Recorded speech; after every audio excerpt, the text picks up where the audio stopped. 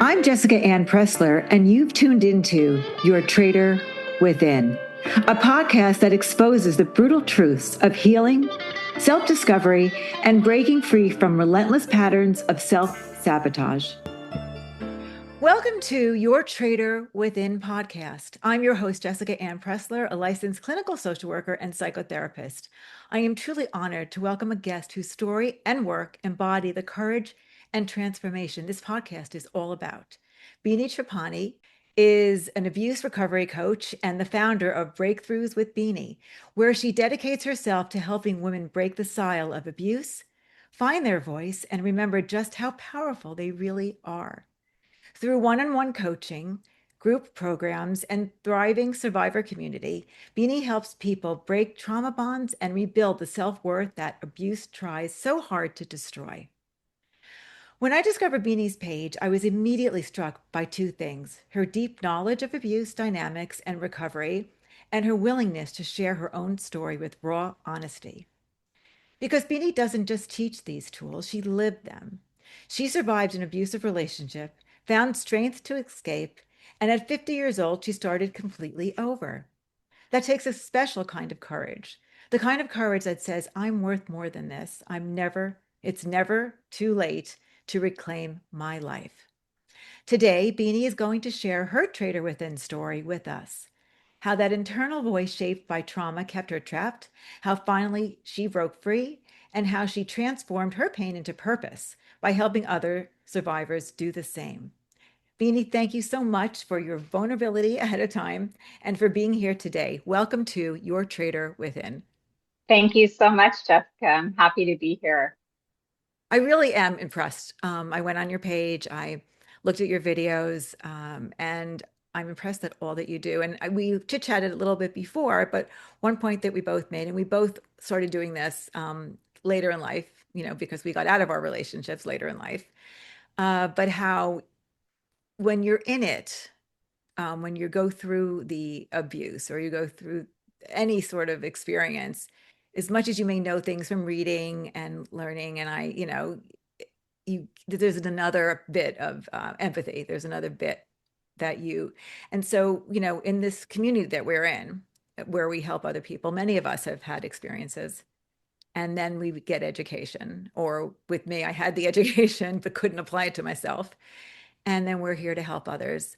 Tell me, I'd like to know about you. I'd like to know your Traitor Within story. I'd like to know what you're doing now. But if you don't mind, let's start with your story.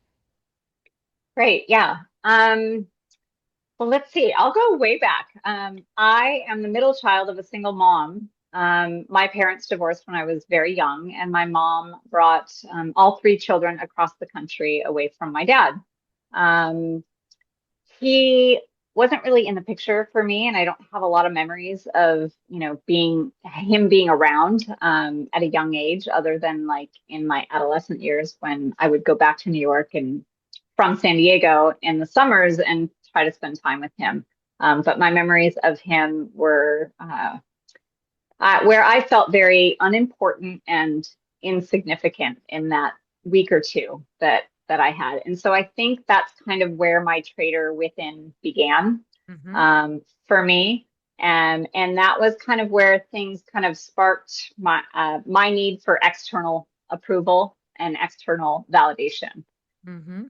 And, I didn't really have any major traumas growing up. No narcissistic abuse, no physical abuse, no sexual abuse. Other than, my father wasn't around, and his lack of support, caused my mother to kind of struggle financially. But my mother is an incredibly strong woman that worked really, really hard. And what she lacked in her finances, she made up for in her presence. She was coaching all my softball teams, and she never missed a game. And, we had big family dinners. And so one of the big things that I remember about my mom, though, is that she never really cried. She was pretty unemotional. And we even joke about that now, that she's like the ice princess.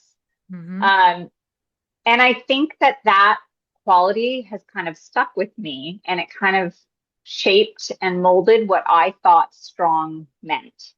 Ah. Mm-hmm. And I associate strength with no tears and not showing emotions. Very interesting. And yeah. And so, growing up, I was athletic, I was physically strong, I was hardworking, I was determined. And I think that physical strength became kind of, one of my first currencies, right? Like strength brought attention, and it brought praise, and it brought um, me feeling seen and noticed, and that strength turned into safety for me. Mm-hmm. And being capable made me feel very protected. Mm-hmm. So fast forward to me marrying my high school sweetheart after 7 years of dating, and he is a good man. We started dating when I was 16. We were together for 25 years. We have two amazing boys. I was able to kind of pour everything into being a stay-at-home mom. And I was, leader of the play group. I was on the PTA board and the baseball board and volunteering and fundraising. And that was where I felt like that was my calling in life. And that was all I ever wanted. And I would say that during that time, I lived in this little bubble for about 15 years. I lived on the same street as my sister and my brother-in-law and for their four children. My mom lived on that street. My brother lived just a couple miles away. I had a great group of friends, no drugs, no abuse. But there was a turning point for me. And my youngest son had just turned 6. And it was the same month that my husband and I had decided that we were done having children, and I unexpectedly became pregnant. I was ecstatic, and at 27 weeks, I delivered a baby boy, Trace, who was stillborn. I'm sorry. Yeah. And I just did not have the emotional capacity or the bandwidth or the tools to deal with that loss. Mm-hmm. And I believe that was kind of the beginning of the end of my marriage. Mm-hmm. And now I'm going to kind of fast forward again. 3 years later, I'm struggling in my marriage. I'm unhappy. My children are now in middle school. The volunteering, the play groups, the friend group has kind of all dispersed. Mm-hmm. My boys are gravitating more towards their father, which I think at that age is normal. Mm-hmm. And I'm having all sorts of, body image struggles. I'm still seeking validation, external validation. I'm still associating strength with, not being emotional. Mm-hmm. And I decide I'm going to join a boxing gym. Mm-hmm. And I'm hoping that this is going to help me to kind of release some of the pain and the grief that I was still feeling from the loss of Trace, and help me to lose weight, gain some physical strength. And now insert narcissist. Mm-hmm. The man that abused me was, he was an instructor at that gym. He watched me, he befriended me, he coached me, he confided in me, he trusted me, he singled me out, he studied me, and ultimately he groomed me. Mm-hmm. And I wouldn't find this out till much, much later. But that's what this man did. Mm-hmm. I was not his first victim. And I actually have been in touch with at least 10 other women who have been abused by this man. Wow. And at least 5 of them have had restraining orders on him. This dates back all the way to his high school years. Mm-hmm. And then to the love bombing. Like, now he's love bombing. I'm getting all this external validation. I'm getting his his sob story, his woe is me childhood and his circumstances. So, my empathy meter is, sounding off, right? Which makes you feel closer, because if they're Of being course. vulnerable, it just brings you, right? Right. That's how it's supposed to be. And healthy relationships, that's what you do. Right. Exactly. You know, he appears to like need me in a way that I just didn't feel needed at home anymore. And, you know, boy, was I wrong. I was really wrong there. And oddly enough, you know, all the things that he claimed to love about me, kind of began to disappear. Just, you know, as he discarded me, all those things, ultimately he hated about me. And, you know, and then I think this is where the next traitor within kind of comes in, into play for me. And I go ahead and I hire him. I lose a bunch of weight. I transform my body, all in the name of seeking this external validation. And you know, I am mistaking his attention for connection. I am, you know, all of his praise feels like love. And you know, I would see little glimpses of a man that I thought he could be, and I thought he wanted to be. And I felt loyal, to the cause in helping him to get there.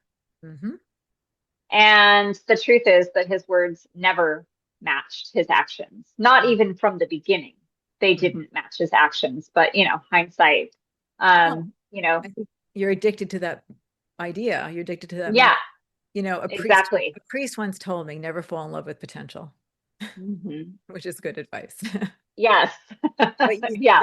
But you can see glimpses because you see the potential, and it's almost addicting because you know, chasing that high. Yep.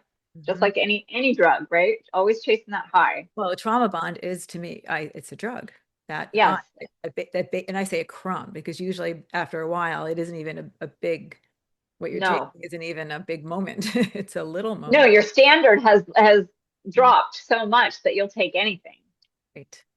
Yeah, yeah. But ultimately, you know, any good that this man did, it was for his own personal gain. And I was, you know, really I was just a player in his game, to allow him to kind of, you know, serve himself by any means possible.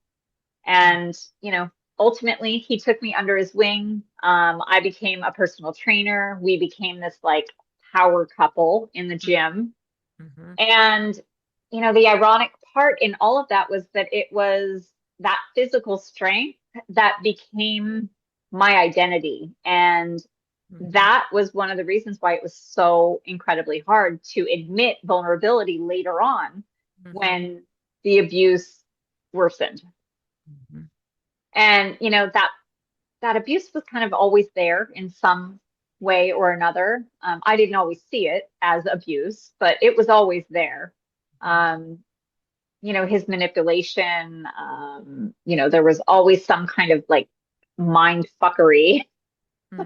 You know, like always walking on eggshells, always building me up to tear me down. There was, you know, always breadcrumbing. There was always physical and sexual abuse. It was more sporadic. And towards the end, it became more regular for him as things began, you know, as he began to get more and more out of control. And he could no longer control me. Those things worsened.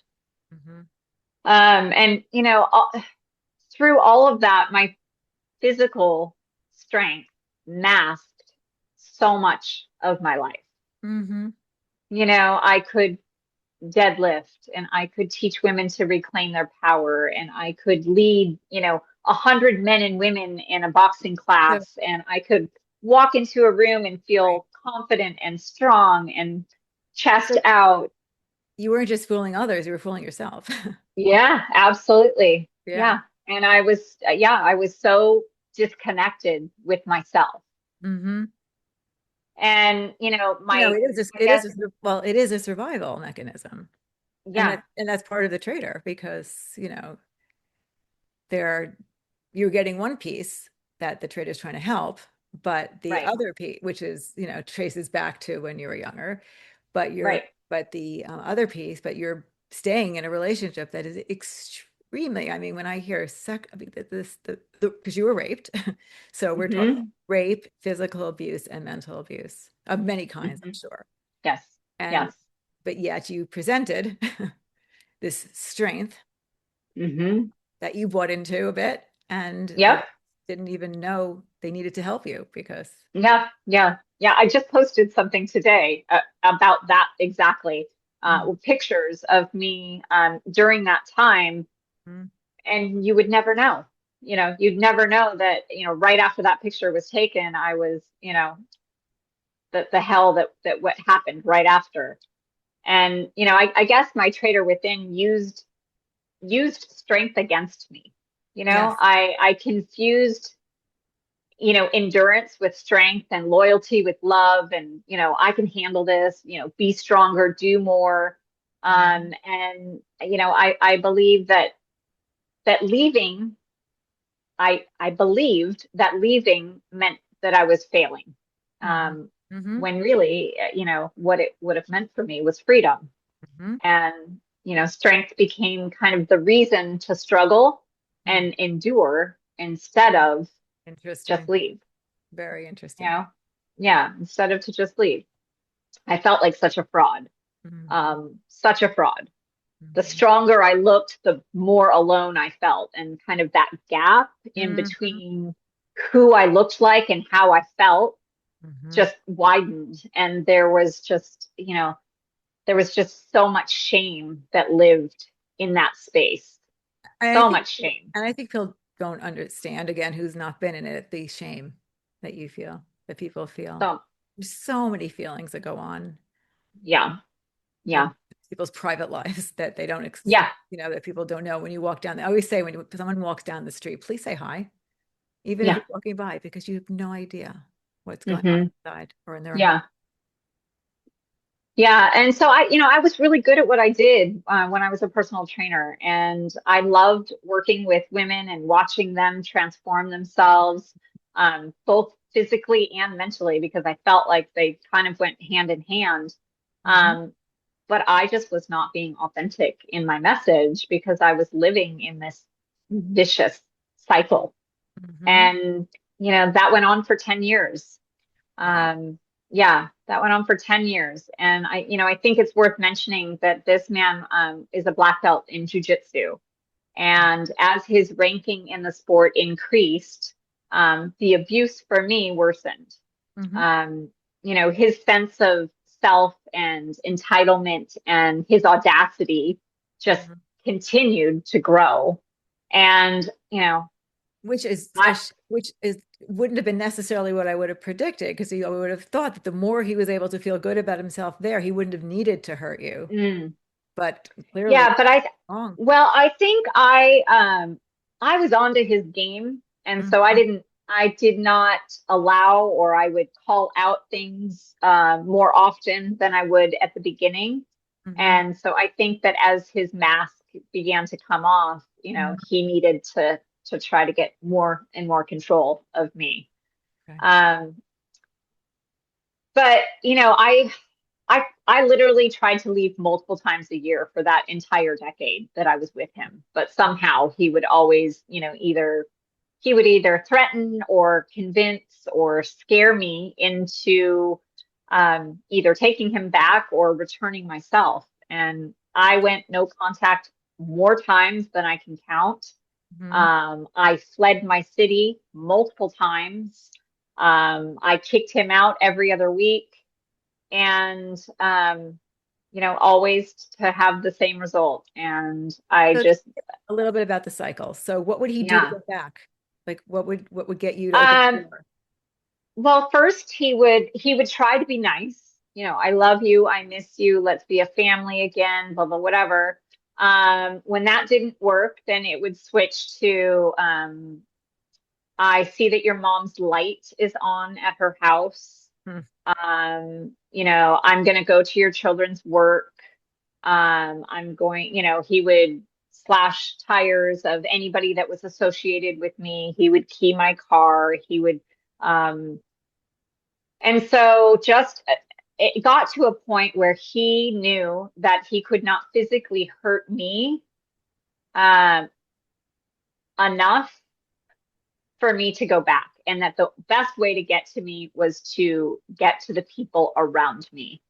I'm so disappointed in the police because Yeah. it's I mean, every I mean, he was actually abusing you, he was actually raping you, and he was then stalking you and stalking the people you love and threatening the people that you love. And they were doing nothing. It's Yeah, I mean, and I don't count a restraining order because they only work as good as I mean, if unless the police yeah, I yeah. yeah, I did have restraining orders. Okay. Restraining orders for me always exasperated my Right. situation. It always made him work. It made him more crazy. He would show up in a ski mask at 4 o'clock in the But morning. He which is with the restraining order. not uncommon that restraining Yeah, orders because there's no backbone to it. There's not a right, policeman right. standing outside your door to protect you. Right. Right. And I would call the police daily, and the police would come. I'd make a report, but I would never have evidence. I'd never have evidence that he was breaking the restraining order. And so, cameras, and that's why I tell all of my clients how incredibly important it is to document everything and to be proactive in protecting yourself. And I mean, I have to be honest, at first, I was not. Like, I was in denial that my situation was extreme enough that I needed to have cameras everywhere. And it got to the point where, yes, that's what I ended up doing. But at the beginning, I couldn't believe that was my life. Well, because Like, part of your brain also relies on the person that you met. right. You met a person that was, I'm assuming, was felt. I mean, I know he was physically whatever, but not to you. I mean, in general, his job, but he obviously was gentler than what he Hmm. became or what he always was, Yeah. but what he exposed to you. So we have Yeah. a tendency, and that's also the trauma bond and the traitor, where you Yeah. keep going back to the good times, the good, so how could Right. this person ever do what they're doing? Or maybe you're giving excuses for the behavior. I don't know what, you can share that. Yeah, I definitely made excuses at the beginning, and I just remember feeling like I just want to keep the peace. Like, if I could just do more, if I could just do more or do less or be better, or Mhm. mold myself into whatever he needed so that he would stop doing what he was doing, and he would stop threatening my children. And they were never threats directly to my children, and he very rarely brought my kids into it. Mhm. Every once in a while, he would have somebody prank call my son's girlfriend, or, do stupid stuff. But at that point, my relationship with my children was so strained that I would do anything to keep them out of it. And Mhm. he knew that. He knew that the relationship with my children was incredibly important, and it was already really messed up from, they knew that he was not a good dude. And so, yeah, it was making excuses. It was just a lot of denial. I was in denial for a long time, Mhm. um, until I finally started to educate myself. And Mhm. it was all self-education. It was me on the internet, looking up what is a narcissist, what is a trauma bond, what is cognitive dissonance. I would listen to stories, and this light bulb went off in my head. And I was like, oh my gosh, I have an addiction. Like, it's a Mhm. legitimate It is. addiction. Because I know, I mean, I could tell you for me, and you can tell me if this felt that way, that when that person did a good thing, it felt like for me, it felt like someone put drugs in an interview, like the Profiterol you take before a colonoscopy. Is that initial, like, your body just goes, Yeah. and Yeah. you feel like that person that is the only person that can make you feel that way, the only Yeah. thing that is ever going to do that. So I do believe that there's an addiction. Yeah, yeah, and there's so much conditioning. There's so much conditioning that has gone on over the course of 10 years. I am conditioned to seek out the same person that hurt me to Hmm. soothe me.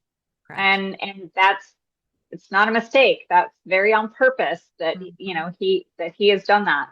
And so, initially you asked, tell me about that cycle. And Yes. so that was the cycle for me. I'd go no contact. He would somehow, I don't know, a week and a half, 10 days, something like that. I would break no contact either because he was threatening or he just wouldn't leave me alone and just broke me down piece by piece. And then he would come back. We'd have maybe 2 or 3 good days. And then shit would hit the fan again. And I'd kick him out, he'd leave, he'd do whatever, he'd be free. He could, because he was doing shit on the low all the time anyway. He'd be free for a little while. And then when he got bored with that, he'd start harassing me again. And so it continues. So it continues. So that went on for, I would say there was probably about year 7 is when I started to really start educating myself. It took me another 3 years before I was finally able to leave for the last time. And what happened? What was that moment? Yeah. So I had, this is a crazy story. I had a restraining order on him and I had fled to Oregon. He would not stop harassing me. And I finally gave in. I ended up taking him back. I moved back. We moved in together into an apartment, signed a lease together while I had a restraining order on him. And then the abuse was really, really bad for that year. In that year, I was diagnosed with cancer. And so that was March of 2021. I was diagnosed with breast cancer. And that diagnosis, I believe, saved my life. I attempted to move yet again without him. And I was trying to kind of be on the low and move everything in the middle of the night. And he found me and he threatened the lives of my children if I didn't allow him to move in with me. And so I did. He moved in and I spent about 3 more months of back and forth with him, afraid to leave my home, stalking him, cheating, harassing. And then an opportunity arose for me. And I had just signed this lease on this beautiful apartment in Little Italy in San Diego. And, mind you, I'm almost 50 years old at this time, and I have never signed a lease by myself. It was like the most independent thing I had ever done. I felt like a prisoner in my own home, for fear that he would, what he would do to not only me, but anyone associated with me. And so I was thinking, what can I do to keep this apartment, but just get myself away for a bit? And I thought, well, maybe I could work on a farm or a ranch for free for a couple of months. And I just kind of put that thought out into the universe. Now, mind you, during this time too, I am also starting to do all the things that I am now telling my clients to do. I'm starting to meditate. I am starting to really focus on myself. In the moments that he was not around, I was really, really working on trying to heal myself. And so I put that thought out into the universe. I began, looking that stuff up online and on social media. And a small hobby farm in Central Florida came across my feed.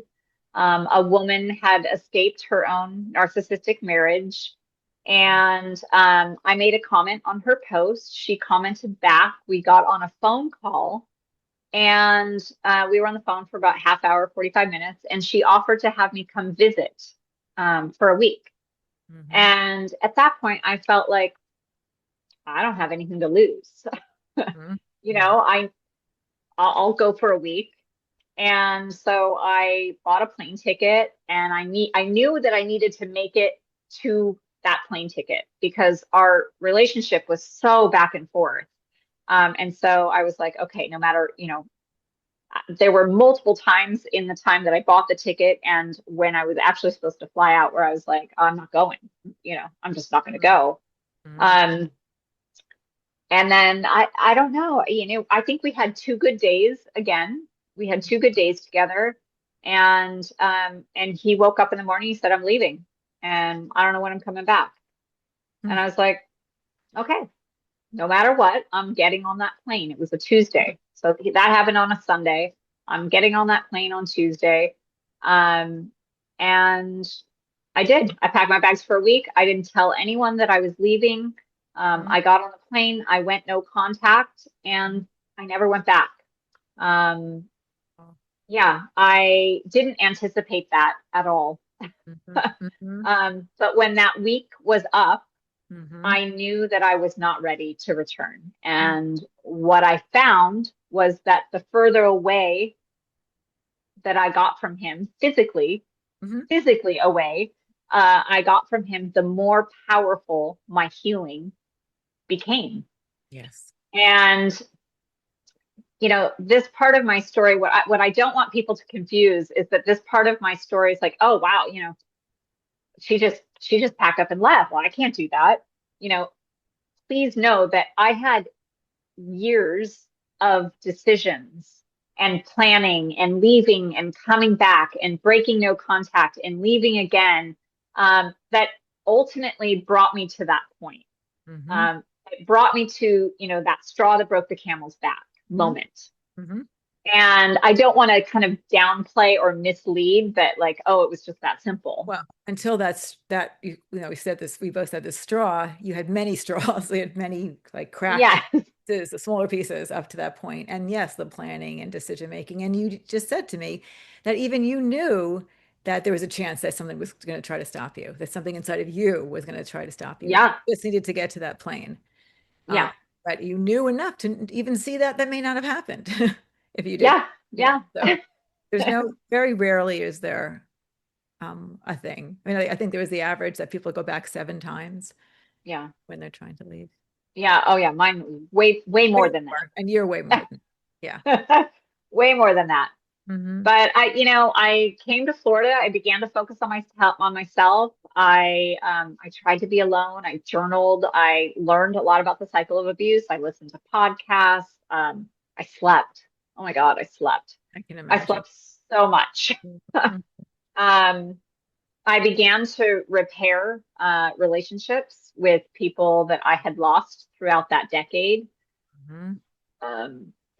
Family, friends. I practiced gratitude, and this for me was such a big one. And it's one of the first things that I have all of my clients do. And again, I don't want to bring this up as a flippant, like, be grateful, like for, I don't know, I don't want it to be this like pretend joy, or toxic gratitude, right? But gratitude played a really big role in me being able to shift my mindset and to recognize and to become aware and to be able to look back and so yeah, I what I found was that I began to surround myself with healthy people and things, and what happened was all these opportunities began to present themselves to me. And it was like this snowball effect of like good. It just kept happening and happening. And I couldn't believe it because so many bad things had happened for so long. And now, insert my now husband. I'll be honest, I was in no position to start anything with anyone. But I met Cliff pretty early on in my healing, and we became really good friends at first. And he was a huge part of my healing. He gave me time and space and comfort and love and everything that I needed when I needed it. And he is just the definition of partnership. And he means what he says, and he says what he means, and he always has my best interest. And he always, and yeah, he just, I can't say enough great things about him. But there's a caveat to this. there's a caveat to this, because if Cliff was not the man that he is, Right. I was gonna. and I got involved, Mhm. which I did, and I tell all of my clients, you should be single for a year. I agree. That was not my Agreed. story. That was not Mhm. my story. And I was really, really fortunate that Cliff turned out to be such Right. an incredible man.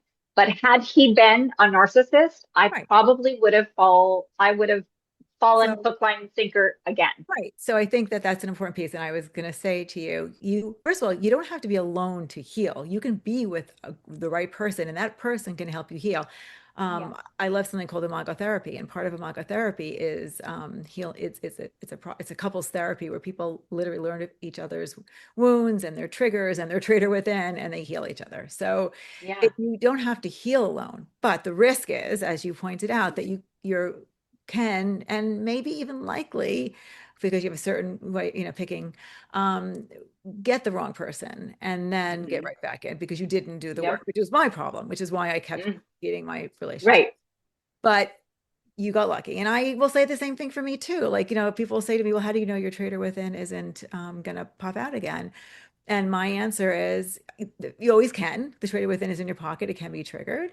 And but Hmm. the person I'm with, my husband now, is doesn't trigger it. And because although I did the healing work before, I continue to heal. And Hmm. it part of it is being in a safe place and a loving place Yeah. and a nurturing place and an environment you could, where you could be authentically you and heal. Yeah. And the person's not threatened by your healing and not threatened by your Yeah. goodness and all that stuff. So it works out, but it's happenstance too, because you happen to have picked, or the world picked, or you can talk the Yes. pick Yes. The universe presented me. with a lot of good, you said. You said other Yeah. things were happening in your life as well. But I do agree, we got lucky, or whatever the reason is, at Yeah. that point, at the point that I was in when I met my husband, the point that you were in when you met your husband, um, we're really lucky that they were good people because it could have gone, Right. which I think is your Yeah. point. Yes. Right. Yeah, exactly. Which is why, like I said, I tell my clients to, but give yourself a year of trying to learn how, what you need. And, Mhm. if somebody, if the universe, presents somebody to you, like Be every friends. situation, yeah, every situation is Mhm. unique, but, you know, cautious. You have to enter it all cautiously.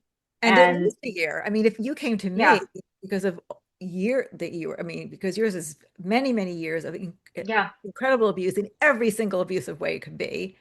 I yeah. would have even told you longer than a year if I would to, Hmm. have been. Yeah, I'm glad you didn't have me to be telling you that because you wouldn't right. have made time. I certainly would have recommended that, or be friends with him and don't, Yeah, right, right. but Well, my healing was, I mean, like I said, Cliff was a huge, huge part of my healing, and it was, I was very fortunate to have him when I came here because the abuse didn't stop. He unfortunately found me. The abuser found me here in Florida, and the stalking and harassing continued. He he he came to Florida to stalk and harass me.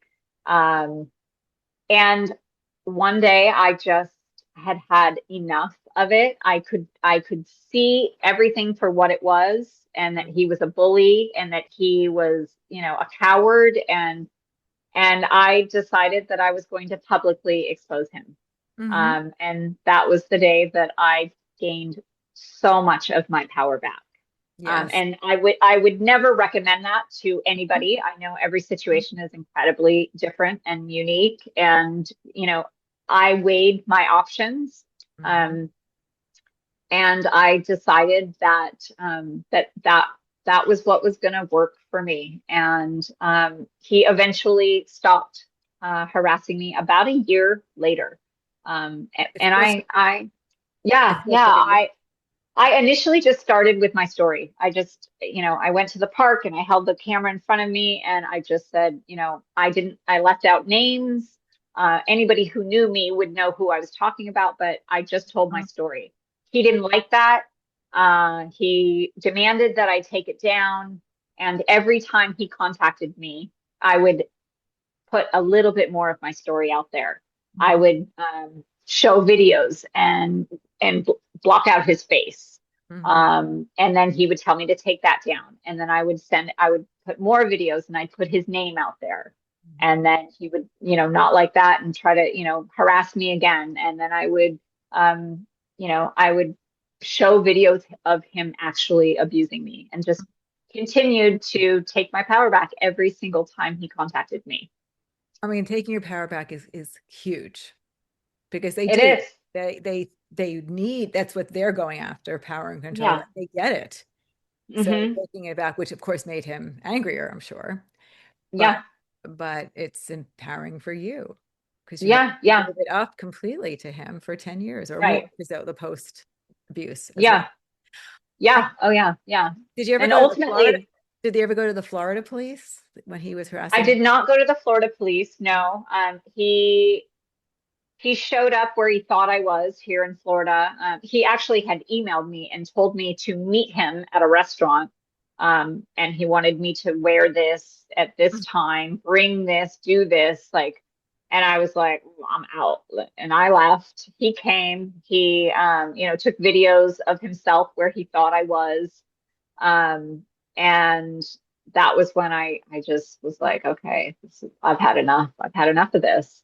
And it was after I exposed him that that was like the real beginning of my healing, through social media. Yeah, I started vlogging everything. And as I had epiphanies, I would put it online, and I had so many women contact me.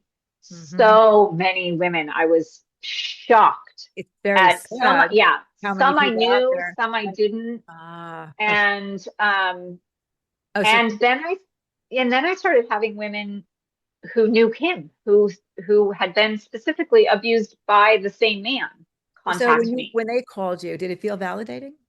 Oh, absolutely. Yeah, absolutely it did.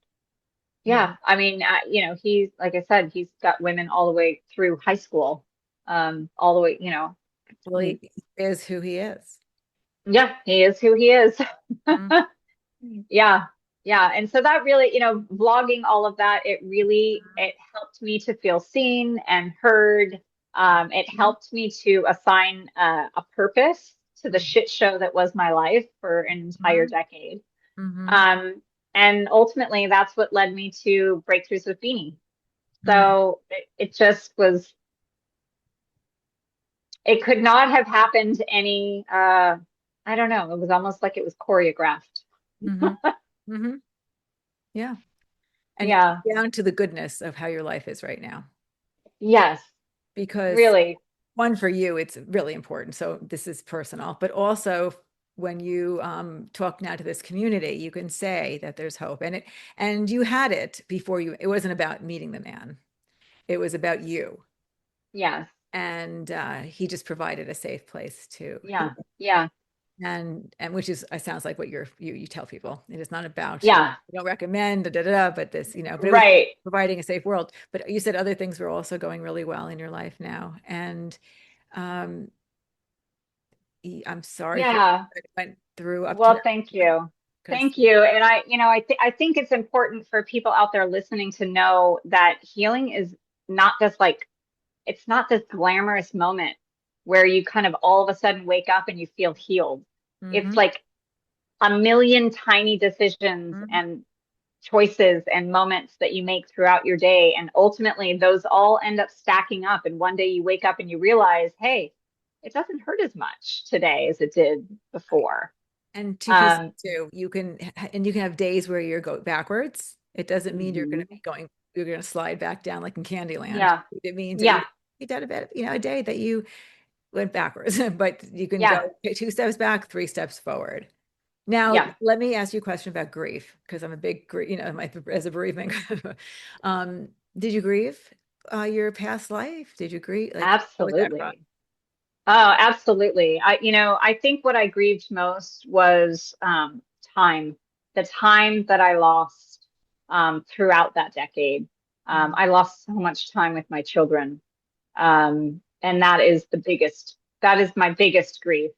But with regards to, the abuser, I certainly, I grieved what our plan, we planned on opening a gym, and there were all sorts of future plans that I grieved, but I would say my biggest grief was time with my children, and which is why it's so incredibly important for me to assign some purpose to that decade. I like it. It almost felt it just felt like I must create purpose from this, because otherwise, what for? What for? What's No, I get it. why would the universe do this to me unless I'm able to pay it forward in some way? And so, having, there's not like this big, huge overnight overhaul on your life. It's deciding that you're going to, get out of bed and brush your teeth. I think people have to understand that too. Those baby steps are steps. They're wins. They're healing. It's getting out of bed and brushing your teeth. It's, if you have young kids, it's getting your kid to school in the morning, even if you go back to bed for a few hours. These are all wins. And I hate but these are all showing that you're healing. And I have a lot of women that contact me, and like they want this like laundry list, like what do I do? How do I start? And there's always just a few, I have a few, like, I understand being very task oriented and wanting, a list of things. And so I always tell them to educate yourself on the cycle of abuse, narcissistic, what narcissistic tactics are out there, what people are doing, trauma bonds, cognitive dissonance, all the lingo and all the verbiage. And it's going to help you to put words to your own experience. Right, which that's a very helpful tool. That's where Traitor Within came in. Again, it's just, it was always there, the Traitor Within, but it's putting a word to it. It's as a tool.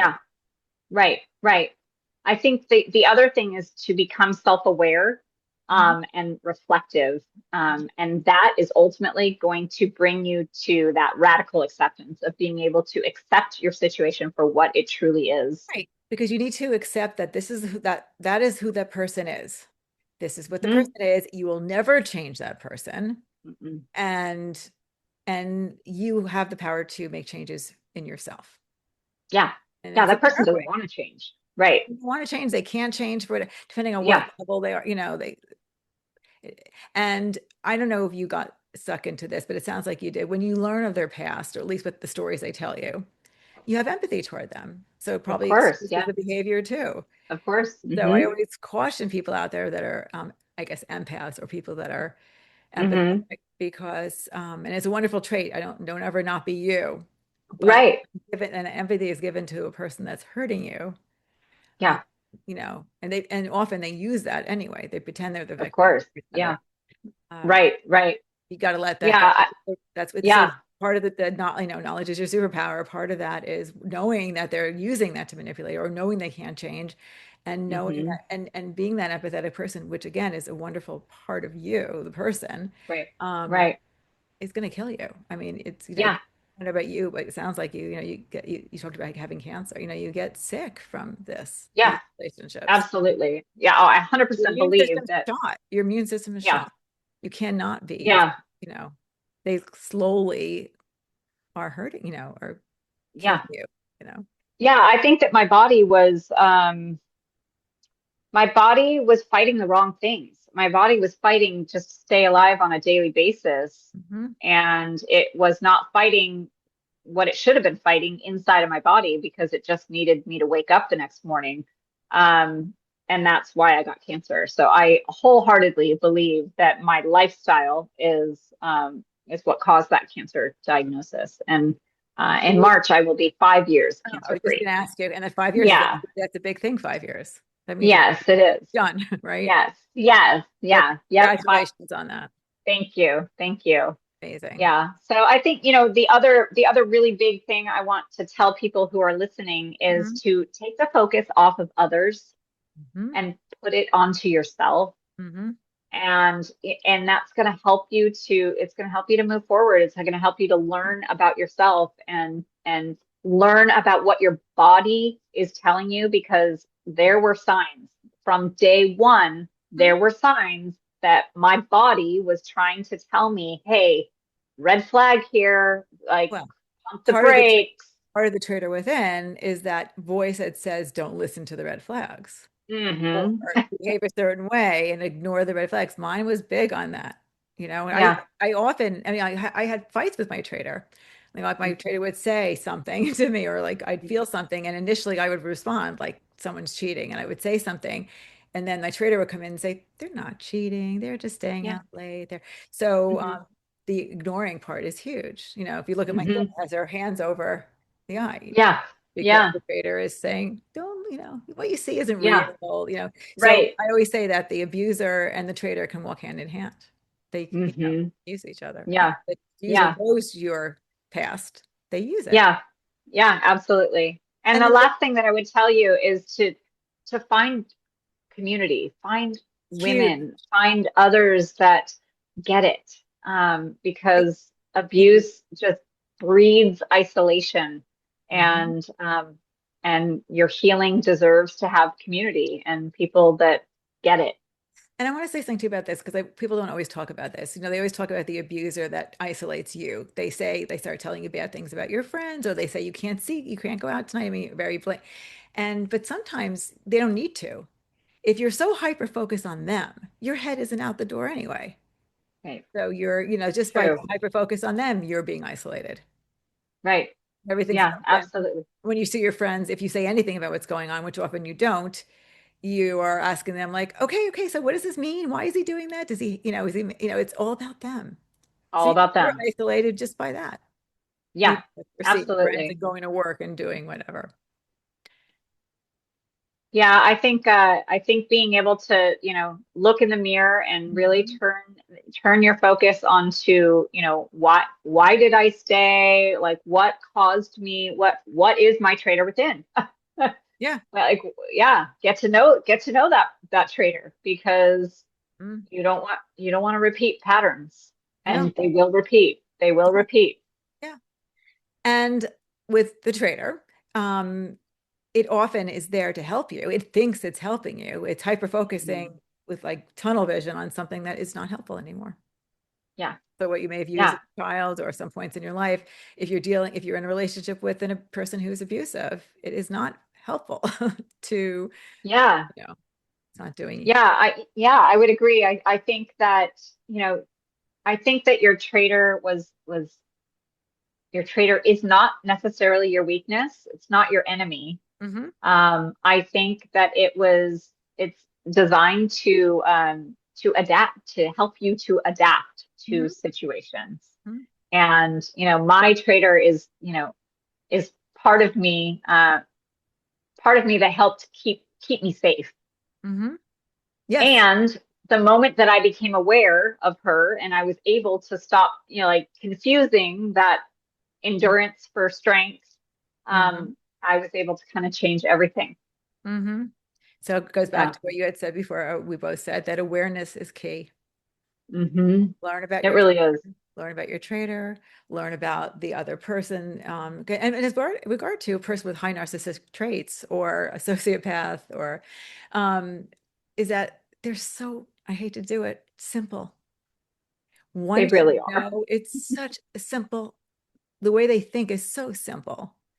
And once you understand that, once you can get the distance, and that's from journaling, talking to others, the community, once you get that distance and you look back, you're like, it's so predictable because they're so Yeah. simple. But the reason, their motives for doing what they do is very, very and simple. I don't want to say tragic. Yeah. Yeah. Well, Just I think that they're all reading from the same playbook. hmm. Yeah. Very predictable, And I right? am a big believer in removing yourself from them. You know, I mean, people, you know, boundaries. I know there's different types of boundaries, and no, at the very least, emotional boundary, even if you have to, Hmm. because sometimes we can't cut them off if they're an ex with young children. It's hard. Children. But you're not going to see just for no other reason besides giving them an opportunity to hurt you if you do see them or Yeah. manipulate you. um, you can't get to the place where you can see clearly if they're around. You just can't. It's so true. And I've said this multiple times. The further physical distance that I had from him, Hmm. I could like literally feel my healing become powerful. Yeah. And that was kind of, my snowball effect of like just Mhm. good things kept happening. I kept being stronger. I like, Look, I mean, you can say it's yeah, energy. Who knows? It's like yeah, the yeah, bad energy is yeah, absolutely. for you is across the country. Yeah, yeah. But the one of the last things I want to say is you're going to have like not consequences, but you're going to have sacrifices. You're going to have sacrifices Mhm. to moving yourself across the country or, removing yourself. Like you're going to have to give up. Mhm. I gave up my home. My children still live in California. My mother still lives in California. Like I had to give up a lot Mhm. to create a peaceful life for myself. Mhm. Um, and so I don't want people to think that, you're not going to have to sacrifice Mhm. and no, no, it's not fair. And you Mhm. shouldn't have to do that. Mhm. Mhm. But, but what if it all worked out? Mhm. What if it all works out better than you could imagine? And Mhm. it's just not how you imagined.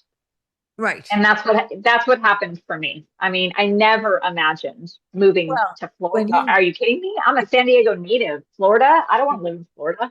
Like, but I mean, it sounded like with you, you went there almost by accident. You went there to meet that woman. I So, did and for then, 1 week. right. So it wasn't, so I don't know if it would have been that you would have gone if you had, I don't think that's where you would have planned to go. No, You would have been, yeah. no, but that's Yeah. where, But like I that's what said, happened. you Yeah. just have to give yourself a Sometimes chance and it- let things happen right. differently than you imagined that they would. And it's hard to let go. It's hard to not Of to course. be flexible when you're trying so hard to have some control of your life because the other person controlled it for so long. So Right. it's scary, right? To Yeah. Very scary. Very scary. But I live a very different life now, very different well, you're than I did, 4 or 5 years ago. which is so And inspiring. yeah, well, So inspiring. I feel very fortunate, honestly, very, very fortunate. And I can also tell you that my relationship with my children is better now, I was gonna 2,500 miles away than it ever was when I was, Mhm. with him in the same city, and my mother as well. Like I'm very close with my mom. I talk to her every day, and I still have people that I am working on repairing that relationship with, um, but it's better now than it was when I was next to them. So. Mhm. And with your kids, have you been able to talk about what's happened and do they understand? So my kids, yeah, I mean they understand. They're in their 20s. They understand. My oldest I'm very close with. I talk to him daily. He just left here. He was here for 2 weeks. Oh, that's nice. Um, yeah. And he doesn't really want to talk about it. For him, it was more about me showing him that I've changed and that I am keeping my own promises. And for him, it's been more about showing. Mm-hmm. My younger one is the opposite.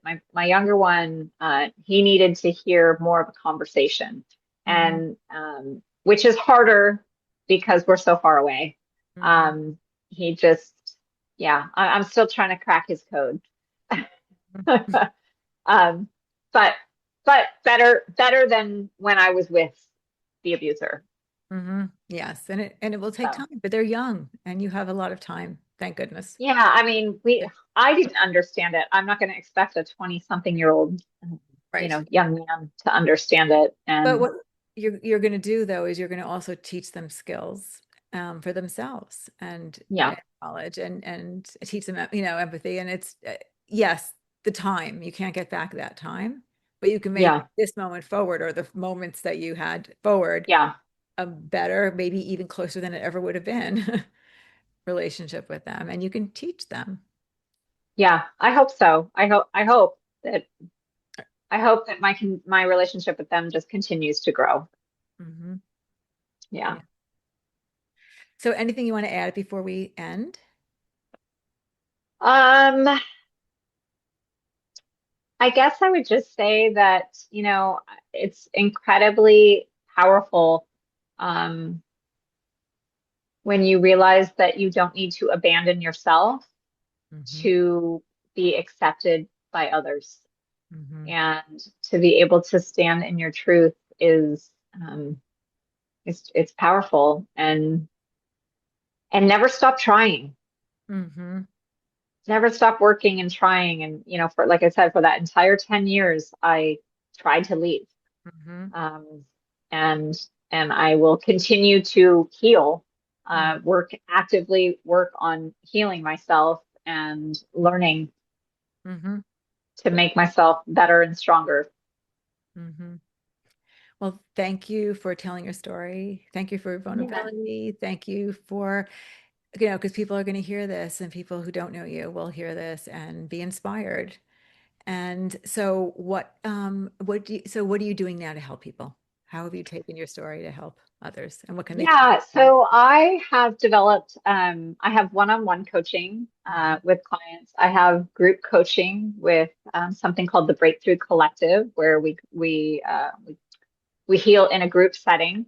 And then I also have a membership coaching, which is a breakthrough membership program. Mhm. And they're all different. Some more intense. One-on-one obviously is more intense than the group coaching, and the membership is a lot less hands-on than the coaching. But it works. It works for people that feel stuck. And Mhm. sometimes when you feel stuck, you just need another human to tell you that it's going to be okay. Mhm. I agree. And yeah, so I love what I do. I wake up excited you know, to go into my bedroom and work at my little desk, and Mhm. and yeah, so that's what I've got going so far, and I hope to just continue to expand. Well, thank you again for sharing your Trader Within and to continue doing what you do to inspire others and to help others through their relationships with themselves. Thank you. Thank you. I appreciate what you do and for you having me on.